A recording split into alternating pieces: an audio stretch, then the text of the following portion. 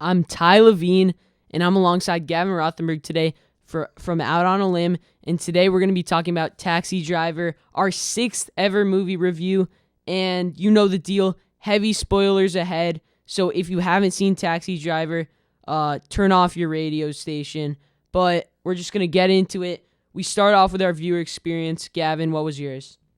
Well, before we start, I'd just like to say it's good to be back. We had a little bit of a break here from doing a movie review, and we chose a great movie to come back with. We chose Taxi Driver, an absolute classic. But for my viewer experience, I know you definitely had a better viewer experience for me, and that's because of the way you chose to watch this movie. And if I could choose to go back and watch it a different way, I would have. But honestly, my viewer experience was pretty normal. It was a pretty intriguing movie. Some scenes that definitely like were like crazy, and they made me think a lot, but at the same time nothing on the level of like the way Fight Club was or Shawshank Redemption. It wasn't a similar view experience to that, but in general I would say it was an above average viewer experience, but nothing crazy. Yeah, well, for me, this movie was really interesting because, as you just heard, we played a little bit of the score of the movie, and it's really relaxing, and it's really like, I don't know, it's something that if you watch at 1 a.m., you're gonna get, like, as we'd say, in your feels, and that's exactly what I did. I watched it at like 1 in the morning.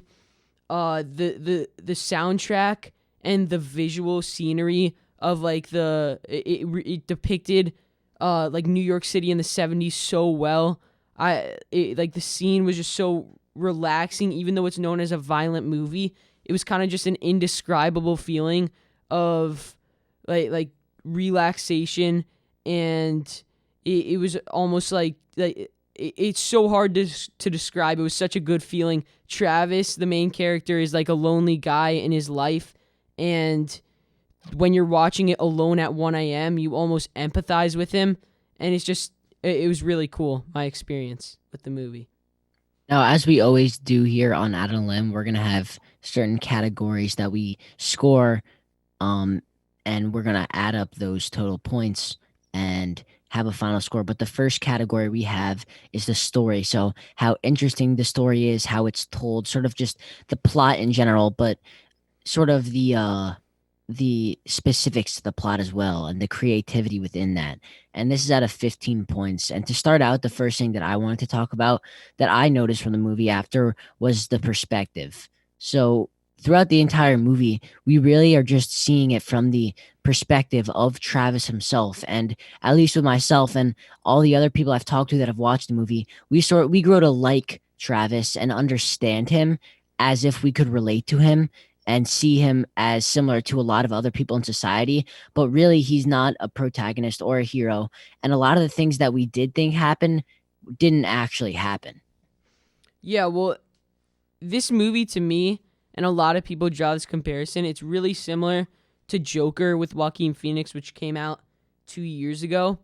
And I love how in both movies, but especially in Taxi Driver, Martin Scorsese, he makes it so you almost feel like Travis's violence and the bad parts of his personality are due to the society around him, due to the neglection that he gets from his peers.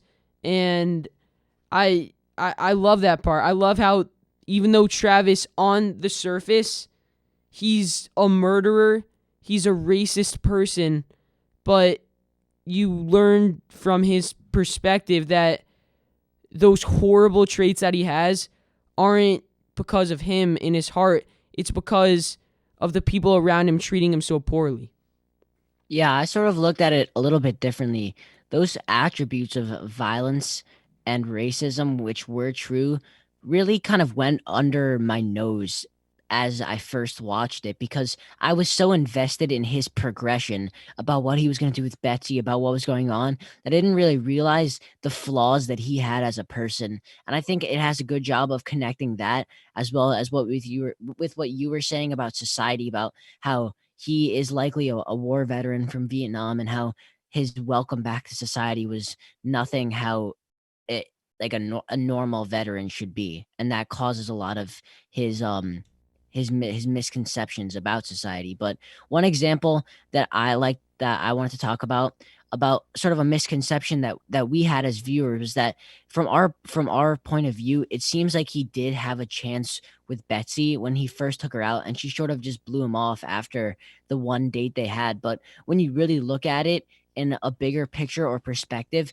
Betsy never really was interested in Travis, and she was sort of uncomfortable the entire time. And she was always just trying to be nice, but she had just led him on. And so this caused, at least for me, it allowed me to relate to Travis on like what he was doing in life, but at the same time, what we learn is that he's nowhere near a normal person in society. He's actually far different. Well, something that I want to talk about Travis is that we talk about his horrible characteristics of racism. He's a violent person and he's just a horrible person, like overall. He goes to the porn theater at night for his enjoyment. He's just not a good person. But this movie really makes you think about why he isn't a good person. And I almost feel like if Travis is placed in a position of support and comfort, none of those traits would be visible in his life. And I feel like that goes for anyone in society. If you're born into this, is kind of like nature versus nurture. And I'm a big supporter of nurture and how that's more important than nature. And if you look at Travis or anyone in society, if you put him in a situation like him where he's neglected by everyone, he's treated horribly, those traits are probably going to come out in most people.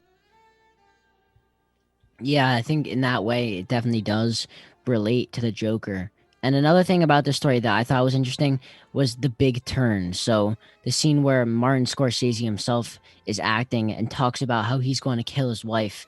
And he keeps saying to Travis, "You must think I'm crazy. You must think I'm crazy." But Travis doesn't actually think he's crazy. He actually relates to Scorsese, and it's what leads him to turn violent and is deciding to try and take action and not just become a hero, but to make any type of action that would give him attention, which he ends up doing. Yeah, absolutely. I love how, since we're still on the topic of story right now, there are a couple of scenes that I wanted to talk about. Um yeah, well, when Martin Scorsese, he talks about how he's going to kill his wife, Travis gives him a look of like it's a weird look. It's a look of understanding almost that this guy is about to kill his wife, murder his wife. Sounds like a lunatic, but Travis gives him a look of understanding, like he understands where he's coming from and he knows exactly how he's feeling. Yeah, and to finish off story, I wanted to talk about the ending because we both agreed that the ending at first was sort of confusing, but it ended up being really powerful after learning about it and really looking at it. So the ending is him dropping Betsy off in the cab, and even after she seems to be giving him another chance, he drops her off and drives away, and he looks in the rear view mirror. I believe it was the rear view mirror, and it's kind of this moment where we see that he hasn't actually changed as a person at all. And despite making this quote unquote heroic action, he didn't actually change as a person. His ideals didn't change. He didn't become a better person. He's still this violent time bomb that's just waiting to explode once again. And it's sort of hinting at the fact that the same cycle is just going to continue to happen. Yeah, well, he got his 10 seconds of fame from killing the gangsters and saving Iris.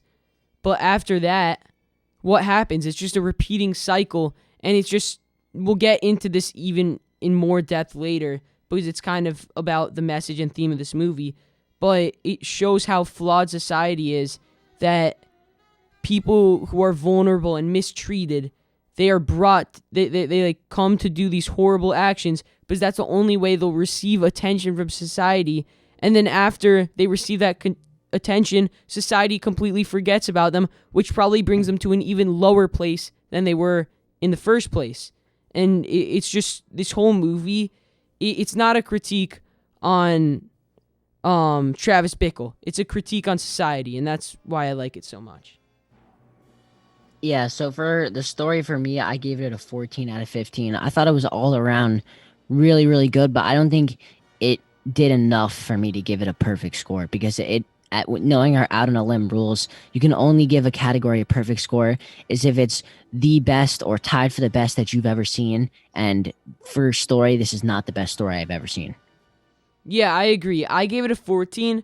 Honestly, I feel like it was an extremely good story, but I don't think it was up there with the best, like Fight Club or Shawshank Redemption. But I probably would have given it a 12 or 13. I did realize that my overall score was way lower than I wanted this movie to be, so I gave this a 14. But in reality, it's probably it's the story isn't that deep. It's just about a taxi driver.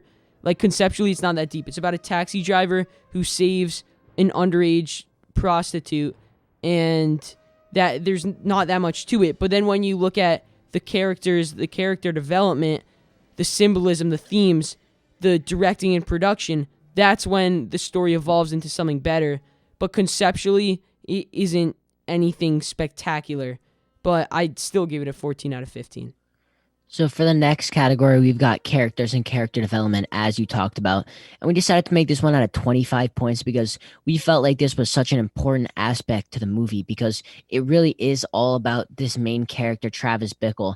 And he most certainly has a development that we think happens, or maybe a lack of development that we falsely think of throughout the movie. Yeah, you're right about the development. It's almost like development in the wrong direction for him. Because this isn't a story about how Travis Bickle became a better person. It's a story about how his mental state derailed and it brought him to a horrible place in his life where he felt the need to do something horrible for attention, even though it ultimately turned out that he didn't do something horrible, but he attempted to do horrible things, and the motives behind what he did were horrible. Yeah, and there are a lot of different examples throughout the movie that show the type of character he is. So to start out first, something that I didn't notice like a ton at the beginning, but I did end up noticing was that he most definitely is like a racist person, and he's extremely judgmental of the city of New York. He even says to Palatine, I believe the mayor who's running for president, that it's a city filled with disgusting things and that it needs to change and that he needs to make a change on it when and he talks about this like garbage and trash when in reality his own apartment is filled with trash and garbage itself. I think that's sort of ironic, and he's always judging people. He's a racist person. He was judging I believe an African American in one scene of the movie, and all around we And he just also see how kills a black guy at a yes, convenience yeah, store. he with no hesitation kills a black dude in a store, and he ends up being looked at as heroic in the end. But it's important to realize the false heroics that Bickle has as a character. Yeah, so we've been talking about the motives and his false heroics a lot, but the scene that really tied everything together and showed us that his motives for saving Iris weren't right is when he tries to kill Palatine at his rally. He goes in with the gun and he tries to get a shot on Palatine, and then he starts getting chased down by the Secret Service men, and that plan fails. But he tries to kill Palatine, who, from what the movie shows, maybe he's a little bit cocky, maybe he's a little bit ignorant, but he's not that bad of a person. He's just doing it because he wants to be in the headlines and he wants to have some value, even if it's negative. Yeah, so in general, we see that a lot of different things happen with Travis, and in the end, he is looked at as a hero. But all the actions he makes in between, sort of tell a different story. And for at least the viewer, those other actions I sort of forgot about, and and I didn't realize until after watching the movie that he really was like this. So for character and character development, I gave it a 23 out of 25. I thought all around it was solid. Like the character of Travis Bickle, as you said before, is you could draw comparisons to the Joker, where he's out of place in society and society does a bad job of welcoming him and accepting him into it, but at the same time, it didn't really pop out to me the same way as certain other movies did with character, and so that's why I gave it a 23 out of 25. In my mind, Travis Bickle is one of the most iconic and meaningful characters out of any movie I've ever seen. And I feel like him as a character, it's interesting because Travis Bickle's not a likable character. He's not someone who you say, I love that character, but you would say, I love how meaningful that character was and the message that that character had.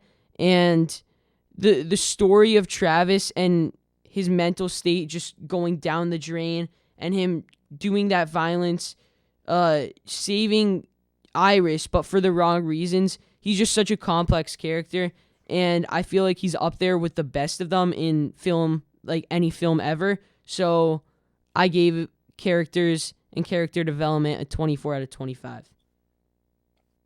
So to move on to the next category, we've got acting, which is 0 out of 10, as we believe acting can make a movie, but at the same time, not all movies require an insane tier actor in order to make it. But we do believe, at least I believe, that this movie did sort of have that within Robert De Niro, as while there weren't really any other actors at all that stood out and did a great job, it really was all about Robert De Niro. And he did an amazing job of portraying someone that isn't aware of his surroundings in life and isn't really up up to point with the current society in the world. And I think he does a really good job portraying that and making those feelings and emotions turn into certain actions in the movie.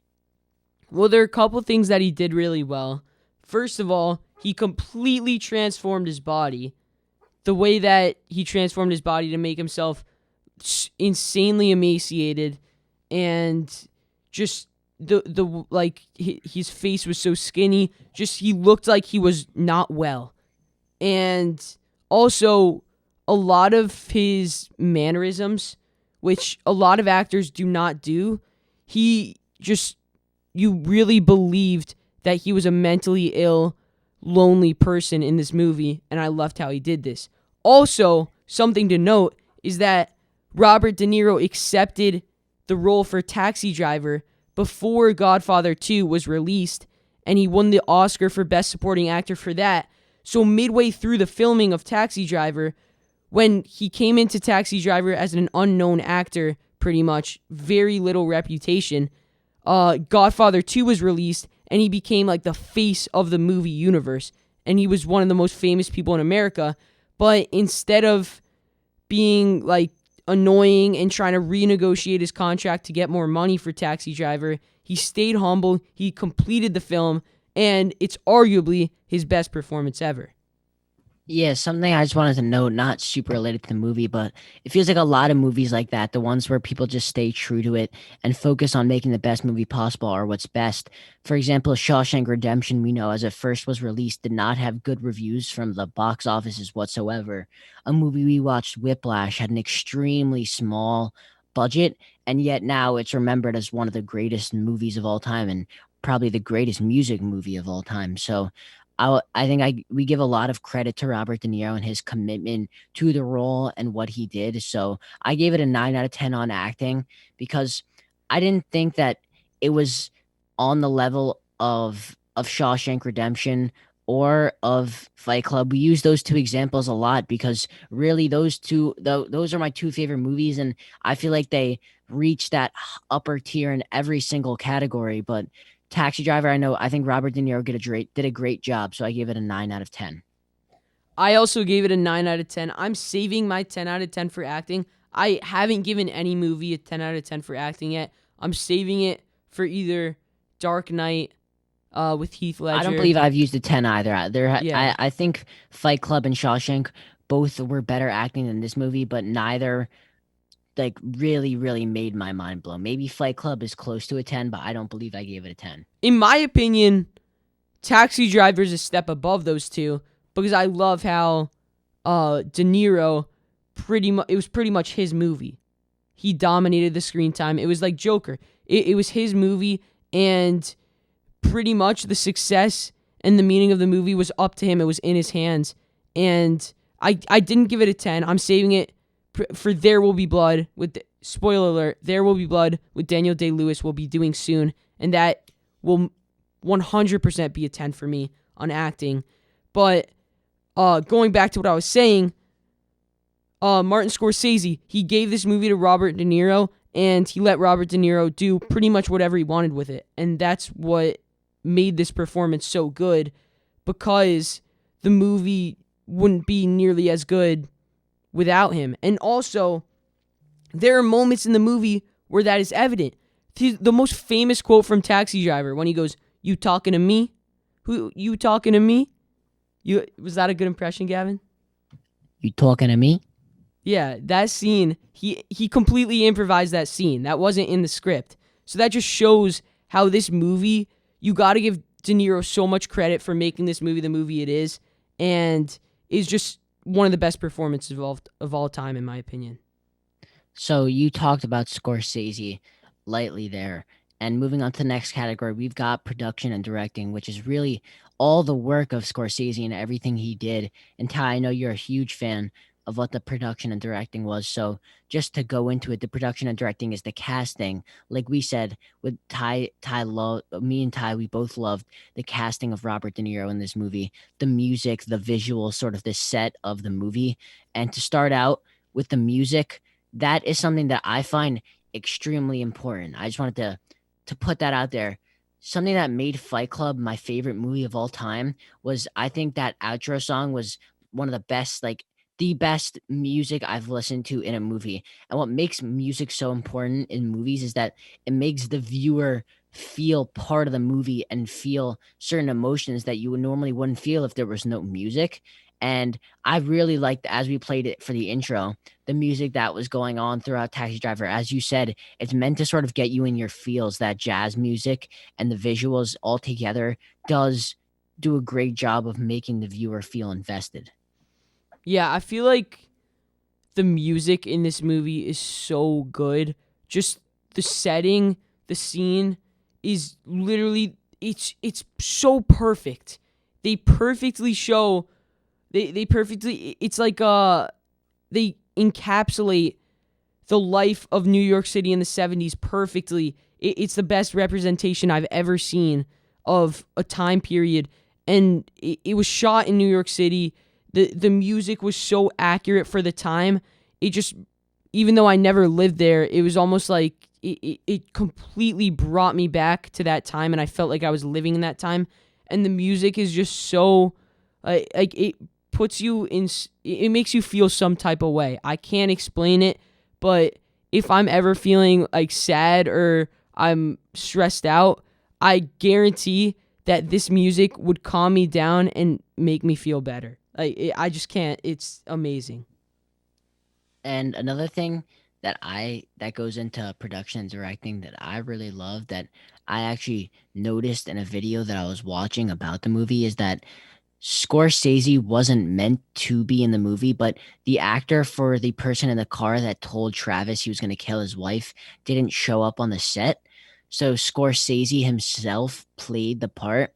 And what I thought was not ironic, but sort of brought the movie all together, is that this character really is it marks the big turning point in plot for the movie, as he's what inspires Travis to become violent and take action, whether that was going to be murdering Palantine or saving Iris. So it's sort of this full circle thing, that it's the director of the film to quite literally actually direct the main character into development and change for the movie.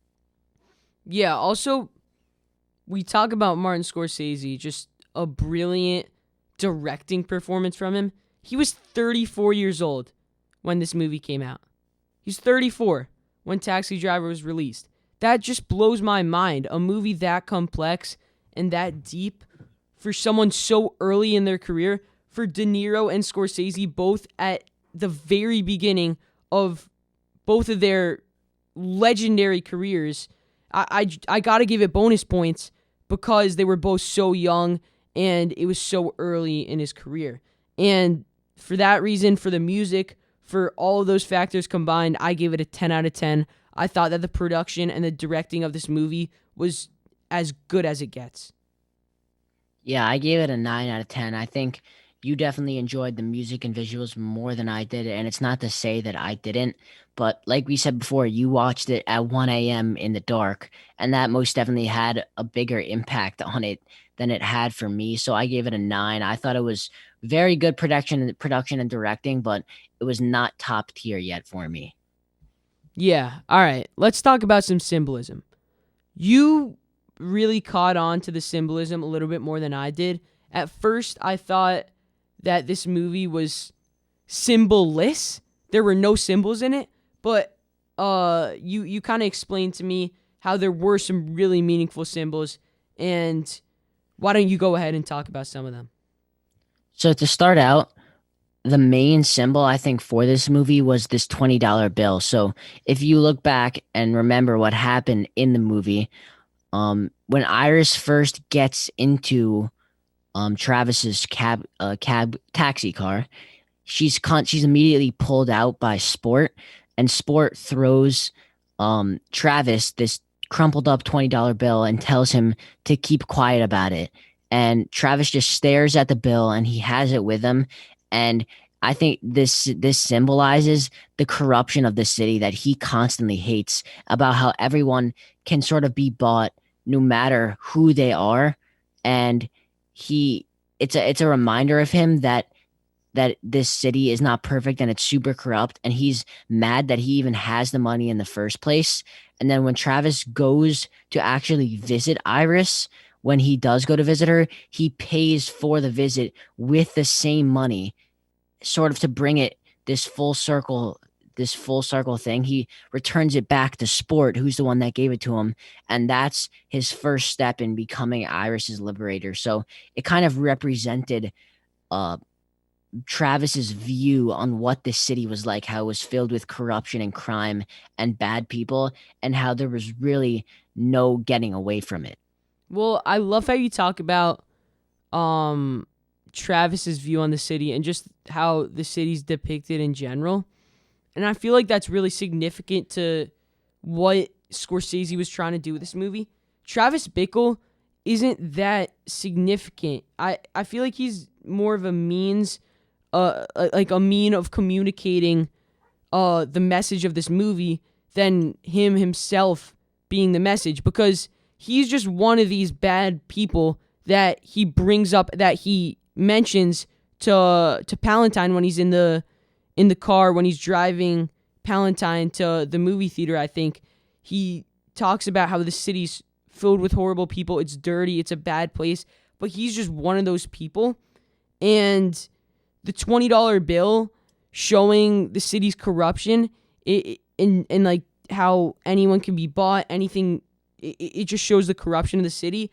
I feel like it's significant in showing that the true bad guy, so to speak, in this movie is society, and how corrupt it is, and how bad people live in our society, and they treat people badly. They cause people to act like Travis and be violent. And the $20 bill symbolizing the corruption and how horrible the society was back then, and still is, because obviously Joker was made recently. It just displays the message that society is to blame for Travis's violence. Society is to blame for others like Travis who seek the attention that they get with violence, and they do all these bad things. It's because of society. It's not because of their hearts are bad. It's because others bring them to do these things. Yeah, there are a couple other symbols as well, sort of smaller symbols. The first of which is this whole idea of water. So a lot of the scenes in the movie, it's raining out in New York, and Travis himself it constantly talks about how he hates how filthy New York is, and he wants like a rain to wash it all away. As he says to Palantine in the car, he wants them to flood out all the bad stuff. And I think this is just sort of the symbol of water is what Travis hopes for. He hopes to for everything to clean it out. But what he doesn't understand is that he is part of this society of filth, and that there is no getting away from this. So as you said, it's all about critiquing society, and I think as well it's all about how there's no escaping society, because Travis himself believes that he's not like those other people, but in reality he is. He's the same as any of the other people. He tried to kill Palantine. He did many bad things that prove that he is part of this filth and scum that takes place in society, but he doesn't understand at this moment that he's a part of it. Yeah, well, this movie could have focused on anyone, pretty much. Anyone who's similar to Travis, who is brought to these horrible actions of violence by the people around them. The movie could have focused on any of them. They just chose Travis because he's one of them. It's almost insignificant. In the big picture, Travis is just another person, and that's what it's about. How Travis wants the attention because he doesn't get any of it because society treats him like trash. And it's kind of, it just all ties back to the message of the movie about how society is to blame, and Travis is just an example of how ruthless and horrible society could be.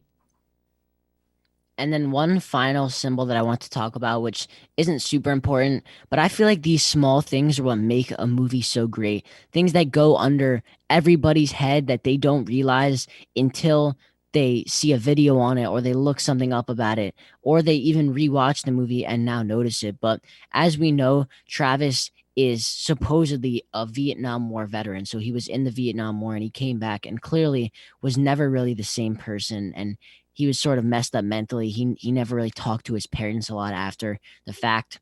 And one thing that people were really confused about within the movie is after he gets all ready to kill Palantine and he gets out of the car, he has a mohawk all of a sudden, and people didn't really understand why. But what this actually symbolizes is that US soldiers that fought in the Vietnam War, anytime that they were about to go on a suicide mission, which is basically a mission where they were almost knew that they most likely were not going to make it out alive, and that it was a heroic thing and that they were sacrificing their lives, they would get this mohawk to symbolize that. And so it kind of represents how Travis thinks that he's this big war hero, and he's saving people and he's doing huge things. It really shows how the mohawk didn't actually represent that, and it represented how he was just looking to get attention in a society that wouldn't give him any. Yeah, although the symbols in this movie aren't as maybe significant as the ones in like No Country for Old Men or even like The Social Network, I feel like they were really solid. And now that you've brought all these up, because I wasn't really thinking about them before this show, I was thinking about giving it an 11 or 12 out of 15 for the symbolism, but I'm going to give it a 13 because I wouldn't say it's top of the top tier, but I would say it's very high tier, and it's pretty good symbolism.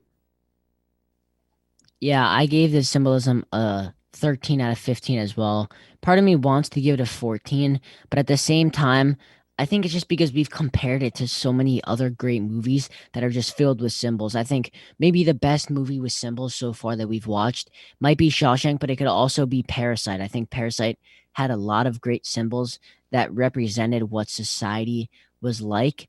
And so I gave it a 13 out of 15 because I thought it wasn't on the same level as those movies, but I think 13 out of 15 is definitely still a very good score. Yeah, definitely. So for our final and most significant section, which we usually spend the most time talking about, let's talk about the themes and messages of this movie, which we've already talked about quite a bit, but we'll go into even more depth on them. Yeah, so for theme, the first thing, and what you really brought up to me right after I watched the movie and was a little confused about, as we've talked about throughout this entire show, is how it critiques society. And it's similar to Joker in the way that it does that.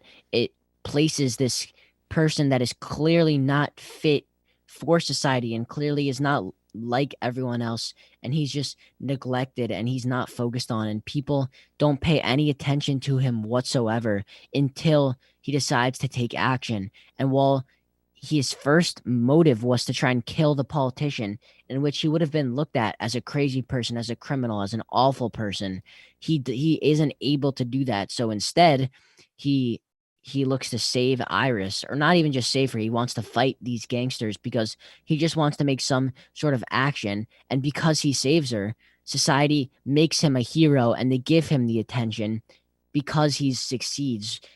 And sort of it's this stroke of, you could say, luck that he is looked at as a hero instead of a villain, because he just as easily could have been looked at like that. And I think it shows how society can change their view on someone so easily without even knowing what type of person they are.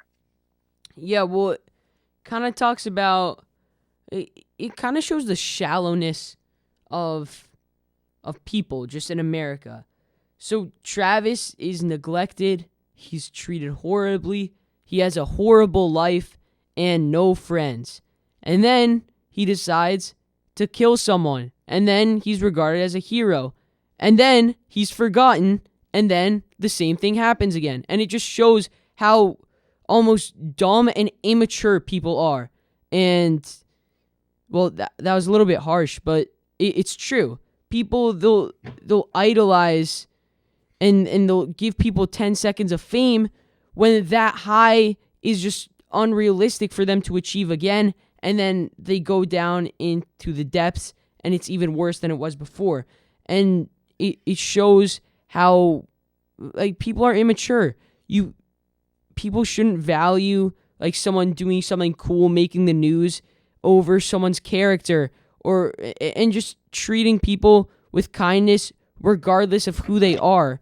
And this movie shows that it doesn't happen unless you do something worthy of being in the headlines. Yeah, and as we do with every single movie, something that I always like to bring up, and I think could even be the most single important aspect of a movie, is how it relates to our lives individually and how it affected us. So, the first thing that I want to talk about is that Taxi Driver came out in 1976. And as we talk about how it creates society and how society views other people, I think society is literally just like that today. It sort of almost predicted what society is like today. Constantly, people are under spotlights. We're always seeing in the news certain people doing different things. When we don't know these people, we don't know their life stories, we don't know their motives and what led them to do the things that they did. But still, society continues to judge people for a single action that they do. And a lot of times, this could be celebrities or people that are put under spotlight, but it could also be an everyday person that just makes one mistake in their life or does one thing great, and it may not actually represent who they are, but it's how society is going to view them for the rest of their lives, whether they like that or not. Well, what I am taking away from this movie is if there's maybe a homeless man on the street or there's someone just looking like they're having a hard time, literally a smile, a nod, a wave, that could that could prevent them from doing something like Travis did. Just that little sunshine in their life, that A little small act of yeah, kindness. a small act of kindness can change someone's life, because Travis literally had nothing going for him. No one was showing him any love or respect except Betsy for a very short amount of time. And when that ended, he had no one. And just a smile, a wave, a small act of kindness can make someone's week, can make someone's month, can make someone's year if they have no support. Because what does being mean to someone who has no support already do? You're a part of the problem if you do that. You're a perpetrator. So just a small act of kindness can change someone's life. And this movie shows that. Maybe if someone showed some love and affection like Betsy did at the beginning and Travis was doing great, and then when that was taken away, he started to become violent and a bad person. So if you just show someone some kindness, maybe that can be prevented. And another part of the theme that still has to do with society is this glorification of violence throughout the movie. So Travis is only actually able to get out of this loneliness after being violent. He's not noticed at all prior to this, prior to fighting the gangsters with these guns, and he's only looked at a hero after it. So before even wanting to do this as well, as I talked about before, he wanted to murder Palatine to get revenge on Betsy, and instead he decides to save Iris from these gangsters, but nothing actually changes in Travis's thoughts, in his motives between those two events. And you would think that they would. So in this situation, he's looked at on the news as a hero and an amazing person. And even Betsy is under the impression that he's an amazing person now. But no one knows the fact that he wouldn't have done this if he could just kill Palatine. So I think it goes into this idea that society is constantly glorifying violence, and whether that violence be positive in some ways or negative, it's constantly what we see. It's constantly if you turn on the news right now, it's most likely going to be about crime. It's not going to be about great things happening in the streets. It's always about this glorification of violence in society. Yeah, well, like you said, society feasts off of it. Violence is interesting. Violence captivates people. And that's a flaw in society. It shouldn't be. Like, any type of violence should be frowned upon unless absolutely necessary. I'm sure there was another way for Travis to save Iris without killing 5 people or about 5 people. He could have gotten her a train ticket and brought her back home to her family, but instead he kills a bunch of people and he's on the news, so it's a good story. And until society sets an example that violence, like, regardless of what it is, that violence is a bad thing, because a lot of the time violence that could be interpreted as good didn't have good motives, like in this movie. So until violence is considered a bad thing, things like this will continue to happen, and that's on society. And I can even admit myself that watching this movie, before you really explained how Travis wasn't a hero, I looked at his actions as heroic because that's what society has taught me to look at them like. Before you really explained to me that his motive wasn't to save Iris, it was just to gain attention, I thought of him as this big hero who made this heroic action, but that's not really the story. That's not really what happened. And I think Scorsese does an amazing job of scripting it like that. And movies that are my favorite, the same way Shawshank Redemption was in Fight Club, where came out 30 to 40 years ago, but they still give life lessons that relate to society and life today. And I think that's what's super important. Yeah, I love how you said that, because when I watched the movie too, I had similar feelings. I talked about earlier how I almost had empathy for Travis, and the movie makes you feel empathy for Travis, even though that's not even the point of the movie. But once you're done with the movie and you realize what the purpose of the movie was, you can understand that empathy, it's just showing the flaws in yourself and how you've been corrupted by the glorification of violence in society, and just idolizing anyone who does something good, even if it's violent, even if the motives are wrong. And it really makes you think about yourself and reflect on your own beliefs and values, like other movies don't do. And it's just amazing how you change from the beginning to the end of the movie, because watching it, you do feel empathy, you do understand Travis's side, and almost feel like he is a hero, like you said. But at the end of it, when you take everything into account, you realize that that's what you've been taught to believe, and that's not actually the reality of the situation. And to finish up with theme, I think the ending definitely relates to theme, and it's something that you talked about a lot because you were a huge fan of the ending. So why don't you explain how you thought the ending related to the message of the movie? Well, once again, the ending shows how Travis had his 10 seconds of fame, and then after that, it's just going to go lower. He sees himself in the mirror. He sees that look of madness return that he had before the violence of the movie. And it just shows that it's a cycle. and he's bound to do the same thing because society gives you that 10 seconds of fame, and it's a high that you just want to reach over and over again, but it's unrealistic, and it just brings people lower and lower than they ever were before. So to finish with theme, I at first gave it a 22 out of 25, but after talking about it, it honestly really grew on me. So I gave it a 23.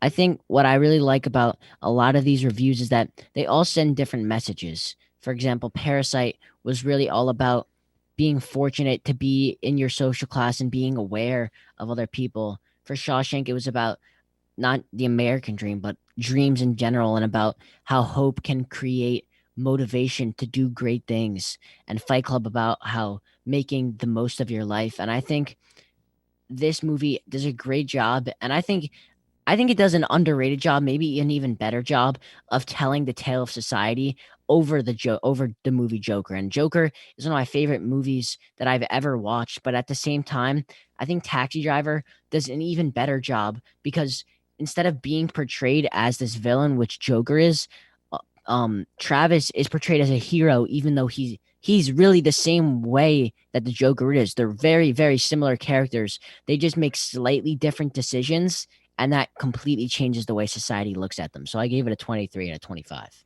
Yeah, I gave it a 23. I just love the message of this movie. I love how simple, how complex the movie is, how complex the themes are, the messages in this movie, but the big takeaway is so simple. Just be nice to everyone. Just be nice to everyone. If you see someone struggling, just be nice to them. A wave, a smile, that's all that you need to make their day. And it's a simple takeaway, but it's a very complex message, and I love it. I gave it a 23 out of 25. Really amazing from this movie. Yeah, so to finish up, adding all of our scores together, I had it at a 90 first, but since I just moved the theme to 23, it's up to a 91. So it's up there with a lot of the other movies, not on the same level as Shawshank and Fight Club. And for me, it's right behind Parasite, but I think I just enjoyed Parasite a little bit more. But in general, Taxi Driver was most definitely a classic. Yeah, I gave it a 93. I love this movie. I feel like it's definitely a rewatchable movie. I definitely watch it again, especially late at night when I'm alone, just because of the way that it makes you feel. And 93, it was definitely one of the best movies I've ever seen. And I do agree that it slightly falls short of Parasite for many reasons we could talk about. We'll get into that another time. Maybe once we get 10 movie reviews in, we'll do our rankings for all of them. We'll make that a whole individual show. But I do think it falls just short of Parasite. And I do think that it's completely worthy of a 93, though. And it probably is the fourth best movie we've seen that we've reviewed so far, behind Shawshank, Fight Club, and Parasite. That's just about going to do it, I believe.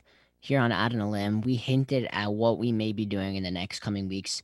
And as long as our schedules say so, we are most definitely going to look to becoming more consistent and active with our content as we love to make it. It's really just an amazing thing to watch movies that you love and then talk about them and make you enjoy the movies even more. So that's it. I'm Gavin Rothenberg alongside Ty Levine on WWPT 90.3 FM. This has been Out on a Limb. Also, one last side note, look for us to move our slot, because Thursdays from 6:30 to 7:30, this slot probably won't be working for us in the future. So look for Tuesday, Wednesday. We'll keep you posted at Out on a Limb Show on Instagram. You're listening to WWPT 90.3. This is Out on a Limb, and we are out.